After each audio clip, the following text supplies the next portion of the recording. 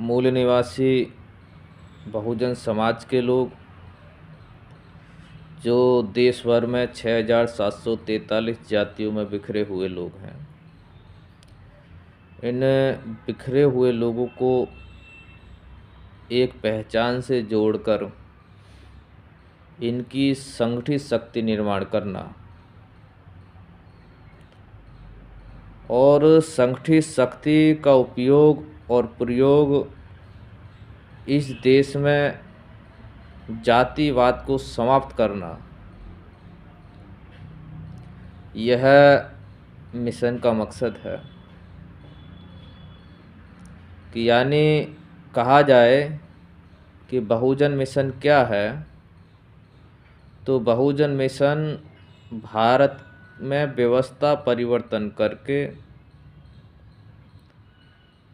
समता, स्वतंत्रता, बंधुता और न्याय पर आधारित समाज और राष्ट्र का निर्माण करना तथा भारत के मूल निवासी बहुजनों को भारत का शासक वर्ग बनाना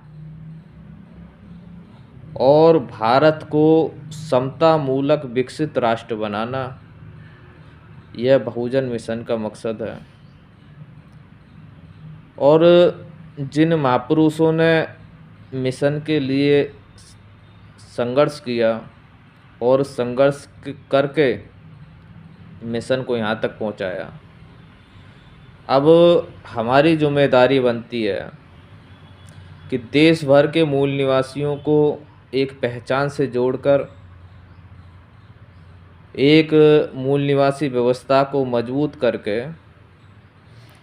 उनमें मान, सम्मान और स्वाभिमान पैदा किया जाए ताकि वह लोग आगे बढ़ सकें, जीवन के प्रत्येक क्षेत्र में उन्नति कर सकें और जातिवादी पहचान को छोड़कर, जो उन पर थोपी हुई पहचान है, इनको छोड़कर अपनी मूल पहचान, मूल निवासी पहचान से जुड़कर यह लोग आगे बढ़ सकें। चाहे वो शिक्षा के क्षेत्र में आगे रहें, राजनीतिक क्षेत्र में रहें, आर्थिक क्षेत्र में रहें और जीवन के प्रत्येक क्षेत्र में उन्नति कर सकें। इसके लिए हमें मूल निवासी व्यवस्था के आधार को मजबूत करना होगा, क्योंकि भारत में दो प्रकार की वैचारिक लड़ाई चल रही है। एक विषमतावादी विचारधारा की, जिसका आधार जातिवाद है, गैर बराबरी है। जिस विचारधारा को मानने वाले लोग, जिस विचारधारा को चलाने वाले लोगों का मकसद है कि भारत के मूल निवासियों को जाति में बांटकर, कमज़ोर करके उन पर राज करते रहो और इनके ये लोग उन्नति ना कर सके, इसलिए जाति का आधार पर तोड़े हुए लोगों का मनोबल भी गिराते रहो, ताकि जिनका मनोबल गिरा होता वो जीवन के किसी भी क्षेत्र में उन्नति नहीं करते हैं। और दूसरी विचारधारा जो समतावादी विचारधारा है, जिसको बहुजन विचारधारा कहते हैं, उस विचारधारा का मकसद इस देश में समतावादी पहचान को स्थापित करना, ताकि प्रत्येक व्यक्ति के अंदर मान, सम्मान और स्वाभिमान पैदा किया जा सके और फिर उसको जीवन के प्रत्येक क्षेत्र में उन्नति करने के लिए रास्ते निकाले जा सकें।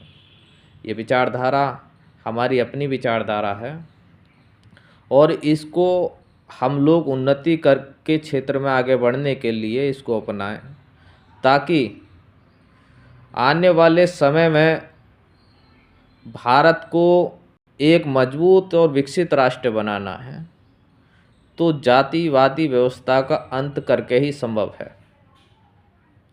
इन सारी बातों को ध्यान में रखते हुए हम लोगों को मिशन और मूवमेंट को आगे बढ़वाना है। दूसरी खास बात यह है कि देश में जाति के संगठन बड़े पैमाने पर चल रहे हैं और क्षेत्रीय संगठन चल रहे हैं और जाति व्यवस्था के संगठन, महापुरुषों की व्यवस्था परिवर्तन करने के जो मकसद है उसको हासिल नहीं कर सकते। जाति के संगठन स्थानीय क्षेत्रीय समस्याओं के लिए प्रासंगिक हो सकते हैं, मगर राष्ट्रीय स्तर पर यदि व्यवस्था परिवर्तन करना है, 6,743 जातियों में बिखरे हुए समाज को यदि एक पहचान से जोड़ना है, तो हमें सामूहिक पहचान का संगठन और सामूहिक मिशन को समझना होगा कि आखिरकार ये मिशन मान सम्मान और स्वाभिमान पैदा करने वाला मिशन है और ये साधारण मिशन नहीं है। साधारण लेवल पर सोचने वाले लोगों को, साधारण लेवल पर जीने वाले लोगों को इस देश का हुक्मरान बना देना, शासन प्रशासन के क्षेत्र में आगे ला के खड़ा कर देना, साधारण व्यक्ति को राष्ट्रपति और प्रधानमंत्री, मुख्यमंत्री, गवर्नर, जीवन के प्रत्येक क्षेत्र में जाने के लिए रास्ता खोल देना, ये कोई साधारण मिशन है? बहुत बड़ा मिशन है ये। और इस बात को हमें ध्यान रखना होगा कि इतने बड़े मिशन को चलाने के लिए, चलवाने के लिए उसको समझने की ज़रूरत है, क्योंकि जो लोग मिशन को चला रहे हैं वो जाति व्यवस्था का अंत करके ही इस मिशन को व्यवस्थित रूप से चलवा सकते हैं। जाति में ना तो उलझना है, ना ही जाति व्यवस्था के संगठनों को ज़्यादा महत्व देना है। ये मिशन है। और भारत के मूल निवासी लोग यदि अपनी व्यवस्था को मजबूत करने में कामयाब हो जाते हैं तो वो दिन दूर नहीं कि दुनिया वाले लोग इस बात को कहेंगे कि 6,000 से ज़्यादा जातियों में ऐसी पहचानों से जुड़े हुए लोग जो आपस में झगड़ते रहते थे, उनको एक पहचान से जोड़कर उनमें व्यवस्था परिवर्तन करना और उनके अंदर मान सम्मान और स्वाभिमान पैदा करके उनको एक मकसद के लिए आगे बढ़ाना, ये कोई सामान्य क्रांति नहीं थी, एक बहुत बड़ी क्रांति रही है। तो हमें इस मूवमेंट को आगे बढ़ाना है और आगे बढ़ाने के बाद जो बढ़ाने वाले लोग हैं उनको भी साथ सहयोग करना है और जीवन के प्रत्येक क्षेत्र में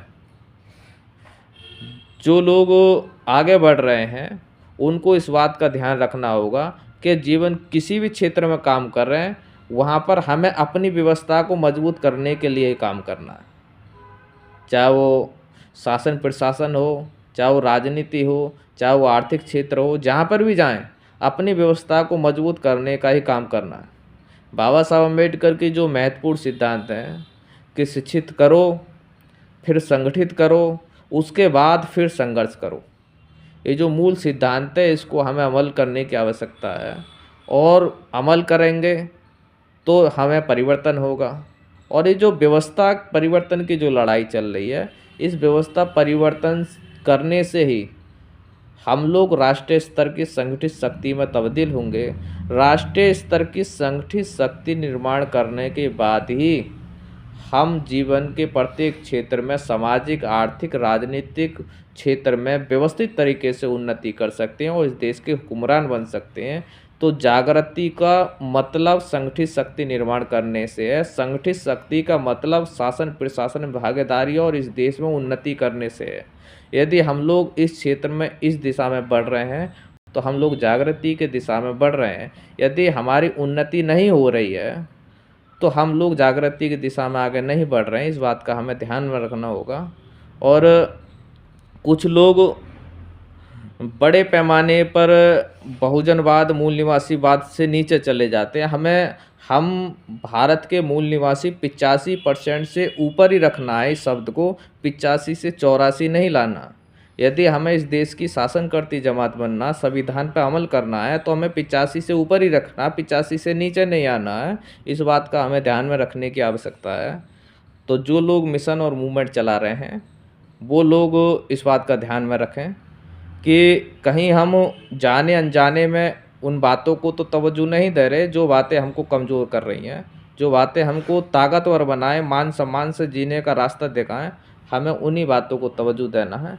तो इसी अवसर पर मैं इतना ही कहना चाहता हूँ। धन्यवाद।